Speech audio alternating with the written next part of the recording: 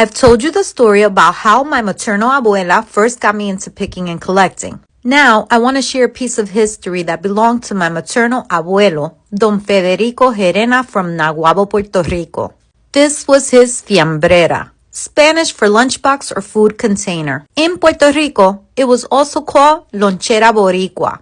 My abuelo's fiambrera was made by Wah Chung Metal Works Limited, a Hong Kong manufacturer of the 5-star brand of aluminum ware. The company was originally founded in 1916 in Shanghai as Wah Chung Printing and Can Factory. In 1949, it began producing aluminum goods in Hong Kong, but with the rise of plastic manufacturing, the company eventually closed its doors in 1999. In the 1950s, goods from Hong Kong often traveled through the Panama Canal to the Caribbean. Puerto Rican wholesalers in San Juan imported these items in bulk, selling them to small-town colmados. Picture your local bodega. Mami says my abuelo's fiambrera was probably purchased at Tiendas Pepe de Luis in Naguabo, a store that she remembers as a child in the 1950s and is still open today. Wah Chung's aluminum resisted rust in Puerto Rico's humid coastal climate, making it ideal for fishermen, dock workers, and farm laborers, exactly the kind of work common in Naguabo. In mid-century Puerto Rico, a Wah Chung fiambrera cost about $2.50 to $3.50, roughly 1.5 to 2 days' wages for a sugarcane cutter, but it was a buy-once-last-year's investment.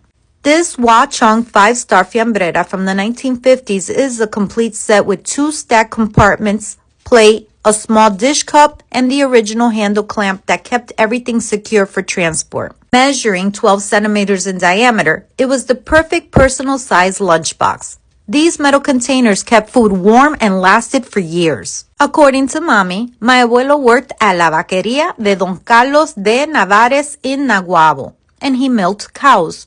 He was at the farm by 3 a.m. and took his first break around 8 a.m. Mami and my titi, who at the time weren't even 10 years old yet, would take the fiambrera to my abuelo for breakfast. My abuela would pack 2 eggs and sultana crackers in the top compartment and Quaker oatmeal in the bottom. There was a separate thermos for his coffee. Mami and Titi would sit with him while he ate, then carry the empty fiambrera and thermos back home.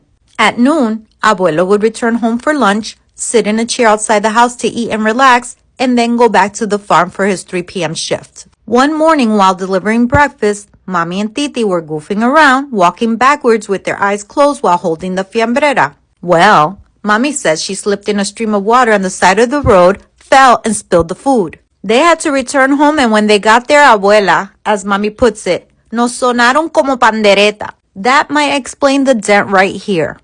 After my abuelo's passing in 1994, at 84 years old, my mom decided to take the fiambrera as a keepsake. She recently gave it to me because she said she knew I would appreciate it enough to display. In Puerto Rico, the fiambrera was more than a food container. It represented survival, resilience, and family, especially for people working in agriculture or factories. Today, vintage fiambreras connect us to our heritage and the daily struggles that shape Puerto Rican identity.